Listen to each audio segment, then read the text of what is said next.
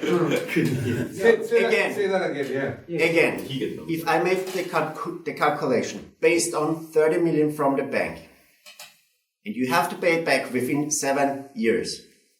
It's 39. Yes, but you pay back only 30 million because 9 million is an overdraft. You only pay interest for that. You don't pay principal for that. Yes. Okay? So if I make the calculation based on 7 years and you get 30 million from the bank, that means you have to pay back per year 5.6 million for the 30 million with interest in principal. Okay? My calculation is, I just need to correct here because I said 36. So it will be 39 times, say, interest of 9%. I made it with 8. Times 7. And then I made it with 8. You'll get a slightly higher figure than 3.2. And then minus EBITDA. And you should be getting, in fact, it comes to about 3.2 per annum. Why is that 32 per? 3 points. I just made a mistake. Instead of making it 9, I made it a 6. So I just need to redo that calculation. But it should come, this is what's left over. So the 7 years, the loan has to be repaid as in fully amortized in 7 years, or just has to be Or at the end it's a balloon or... It's amortized. It's completely amortized? Yes. Then Marcus is right. You are underwater by 500,000. And still I cannot find the 16 million or the 15 million or the 6 million, whatever, which you have to pay as well. So you have to show that you're going to grow. Maybe you can write. No, I can make this calculation as well already because you're going to make right now 6 million EBITDA 2009, 6.5, and in 2020, when you make this 188 million, you're going to make 12.2 million You see EBITDA. what we are doing, we're working with their current figures at the moment. I know, but now I'm thinking how you can pay it. Right now it's missing 500,000 at least. No, but then there's something. So we have the wires crossed. Unless you get like a deferment payment. Marcus, he's saying that his annual payout to the bank, fully amortized, principal and interest, together is 3.2 million. No, it's not right. It's He's saying 5.6. 3.2 million. It's slightly changed. Yeah, It's not. okay, so we're at 3.3 million, Yes, right? yes. It's 3.3 or 3.4 million, and his EBITDA is 6 million. So he's saying his stream is 3.37 times is 21 million, and without interest, it's not 30. No, he's saying 3.3 million. Yeah, but he is paying it back within 7 years. Just make your calculation. 3 million, the multiple by 7 is 21. The real payback per year is 5.6 million by 8%, by 30 million, and still we are missing 15 million or 6 or whatsoever. Look, I didn't look at it. I need to look at it. Of course, just check it, but Yeah. I don't get the numbers right now. Yeah. I'll have a look at it. That's why we're here. Yeah, no, you can do the math one more time so Marcus can tell you. I mean, that's the objective, right? Just do the math again. Numbers and then everybody can see. Yeah, do the math and 39 times 9% is 3.51. So you're borrowing 39 times 39 million. You're borrowing 39 million. Yes. 39 times 0.09 is I'm going to calculate it.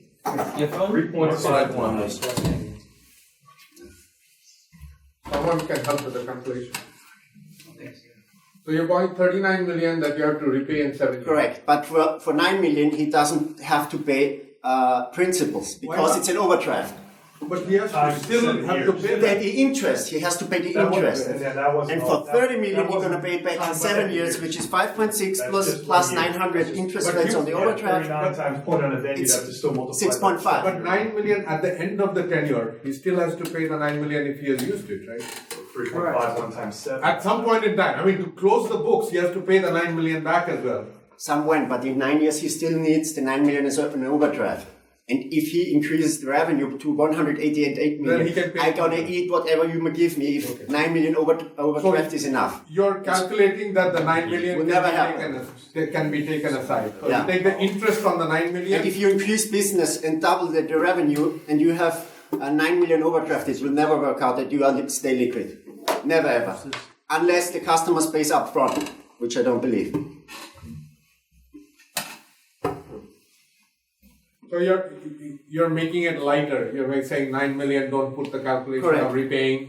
just do it on 30 million, interest on Just 30 million. to try to and get this interest number on 9. somehow done. Yeah. So basically, Anila is talking about 30 million principal repayment, interest on 30 million, and only interest on the 9 million working capital.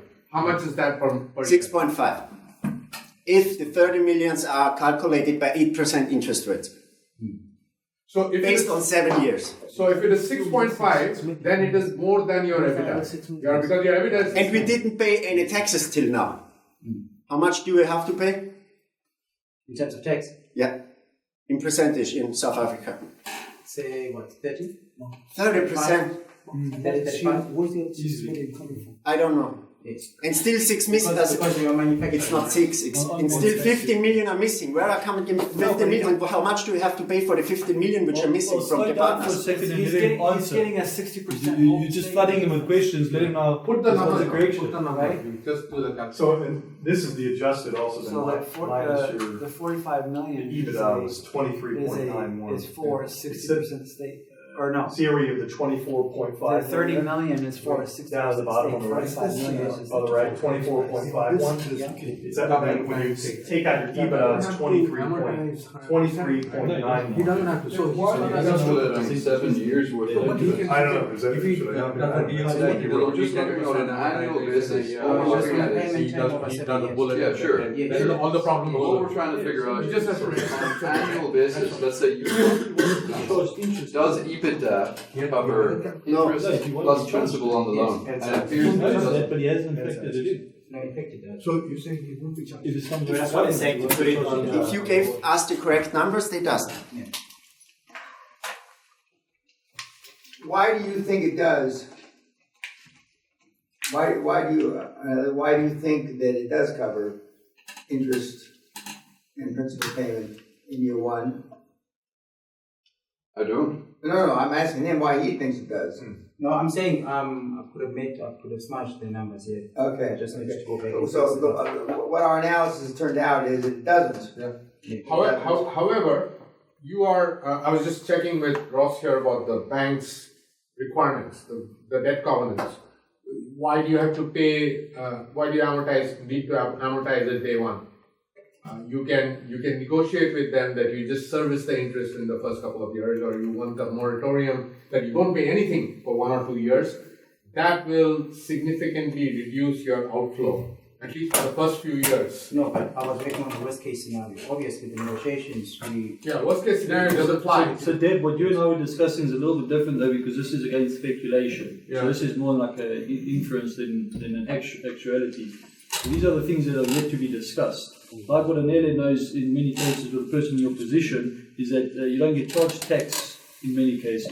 Yes. It can be tax exempted. tax exempted, and there's possibilities for that. No, So these are again, it's speculation. It needs to be. You make those calculations because it's in an economic tax-free zone. Tax-free zone. But Marcus was saying that you are not hitting the number even before you're factoring out the tax. No. Because your tax has not been factored in this.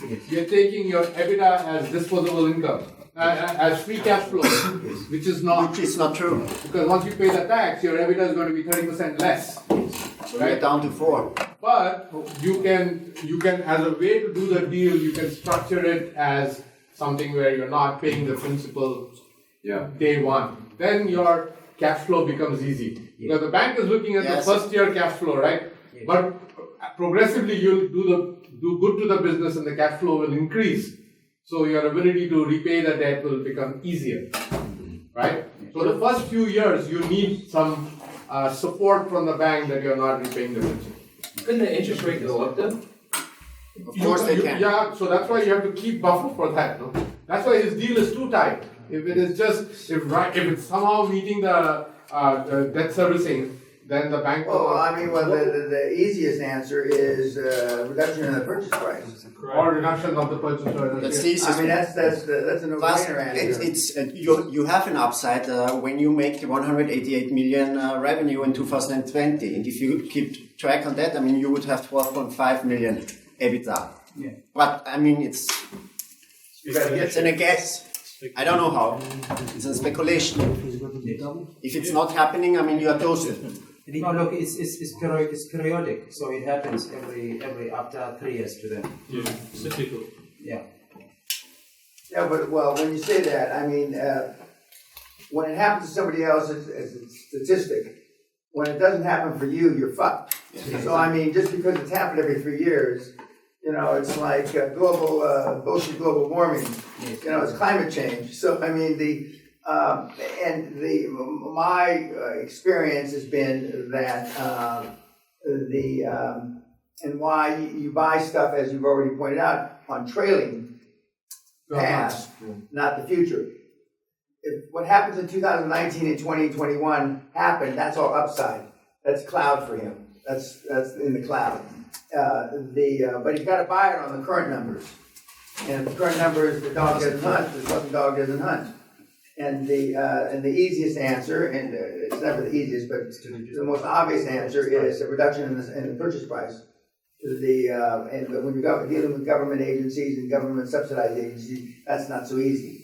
Reduction in the purchase price because of all the political ramifications. No, but this is a multinational, so it's a private. Okay, well then the reduction in the purchase price. So he could work potentially on both, Mr. Peña. On Yeah. one side, reduce the purchase price. On the other side, negotiate better terms. Correct. Yeah. Yes. That's You why have to you do get both. both. It's wonderful. So my question is, Mr. Peña, would you do it based on what you've seen so far? Well, no, I wouldn't. It's too tight. But I'm not there. Say, I'm not a South African there in the trenches, and I don't know. I didn't even know about in certain cases you negotiate away taxes. But I mean that's obviously a plus. But I would try to do it on both ends. I would try to reduce the purchase price, which is the obvious to me, and obviously the next thing simultaneously reduce the terms, the onerous parts of the term, meaning the first 2 years, no interest, deferred to 4th or 5th year, and then the deal hunts. It's easy. Yeah, right. And then, because you've got to get to 2019, 20, 21. Yeah. If and when that happens, and it goes from 90 million revenue to 180 million revenue, I mean, even you guys could run the fucking thing. I mean, you don't have to be an Einstein to do that. I mean, when the revenue and the EBITDA are increased significantly. But you got to get to that point. You got to get to that point. And as Ross said, he's in the negotiations. Yeah. He's in the trenches right now, and these are the things that when he gets back there, and he'll hammer out. Okay. So one of the takeaways is that you can go back and negotiate on two ends. Okay, both with the bank to make the financing terms less onerous, and on the purchase price. And you get them both done, well then it's not so difficult. It becomes cream, like York says. Yeah. So let's say after this, he had in his mind that everything was right. Yep. And then the only person who noticed it was somebody like Marcus. So let's say Marcus isn't there, and the CFO sees it, and the CFO's like, "Oh, I agree," and everything goes through, and God forbid something go wrong, and it just turns to shit. Well, I mean, so anybody? No. He's got his own board to blame. That's why the guys. Remember, I told you that the most important person on the board is the number cruncher, the CFO. But even if you finance it wrong in this case, then you have to refinance immediately. Yeah.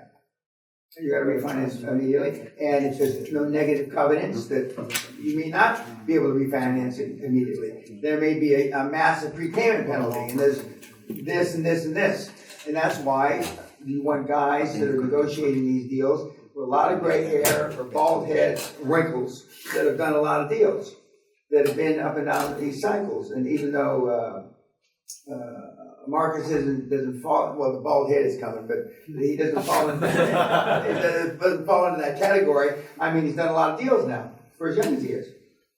One point on the CFO is that the CFO, which is not. That's before we've made a deal, right? That's the ex-accountant that we have on the board. Correct. It's a CFO. Yeah. But you're going to have an accountant in addition if you do it like the model says. I thought you were getting a CFO once you get the deal going. No, you have one beforehand. Okay. And an ex accountant. Yeah, and you may find that the CFO of your first deal is better than your CFO. You may, but when you're buying something for 1 or 2 or 3 million euros or dollars, it's not likely that the CFO, if they even have a CFO. Yeah, constantly. Yeah, but I mean, if you're buying a $50 million deal, like Doc's first candidate is, well, I happen to know that CFO, so he's a shitbag. So we're going to replace him even if he's better, just because I don't like him, because I know him. So but you may very well find somebody that's better. And one of the challenges you have is you started the company with these guys, and as you make acquisitions, the guys that you're buying are better than the guys that you have. And the natural thing is to keep your mates, which is wrong. You got to kick into the curb as nice as you can, but you still got to kick into the curb. Do you ever make them compete? Now, I can tell in 5 seconds. You don't have to go through any training, you know. It's like the guy weighs 500 pounds, and it's the guy that weighs 120 pounds in a 100-yard race. I don't have to figure out if the 500-pound guy is going to get there first, unless he hits the guy with a club, and then what happens. But if they're spread apart, I know what's going to happen. Now, the competition in other areas is good, but not here. Yeah. Also, one of the things, so because in the dental sector you need 50% of them as dentists, yeah. You need 50% of the board, yeah, not 50% of the ownership. Yeah, not just the board. Okay, go ahead. So then, what would you suggest as, because then he was getting a really big board because I had 10 people, then I'm like, that's too much, remember we were saying. So what would you say we need? Like the chairman, a lawyer? Yeah, but I mean, there are dentists that have MBAs. There are dentists that are also chartered accountants. There are doctors that have MBAs. There are doctors that are CPA. I mean, you can find these people that are both. Okay. But they won't be as good as what we're saying. Well, you don't know. I mean, he may have been a dentist and then he decided to be a CPA or chartered accountant. I mean, June had a career before she became a chartered accountant. I mean, she was something else. No, but the thing is, they need them to be registered dentists whilst this is going on. Yeah, they have to be licensed. You can be a licensed dentist not practicing. Right. You just hold your license. Okay. Okay. Just as you're an accountant and not practicing. Yeah. Right? Okay. So you're really a pretend chartered accountant. Yeah, I'm not actually. I'm not gonna lie. Yeah. Yeah. But he will be the CFO in his company typically, right? Would that be no, he doesn't have experience. Yeah. On paper, he could list. So I am the ex-accountant, but I could get a CFO. Yeah. On paper, you get the first deal done, but he's got to get a CFO. Yeah, he becomes the principal of the company. So I could just get a CFO and a lawyer and the chairman. Yeah. That would be free, and then and just as I told you, when you really look beyond this, I mean, very few of you guys really add any value. Yet you're still going to be the major shareholder. There's irony in that. And that's another reason nobody does it. And that's why the banks and the lawyers and the accountants, because they've been brought up that you got to add value. Yet when we're building the board, you're wanting the guys to come on the board. Like when I come on boards, if I can add value, I'm interested. You can. Most of the kids that are practicing can add value. John adds value because he's a doctor, okay, and he's doing a doctor type thing. So he adds value. How much value he really adds is a whole other subject matter. But the accountants add value. In your particular case, how much value do you really add? Not much. But the point is that the people on the board have to add more value than you do. But the real value is because you brought them all together with your energy, etc. Okay, you two.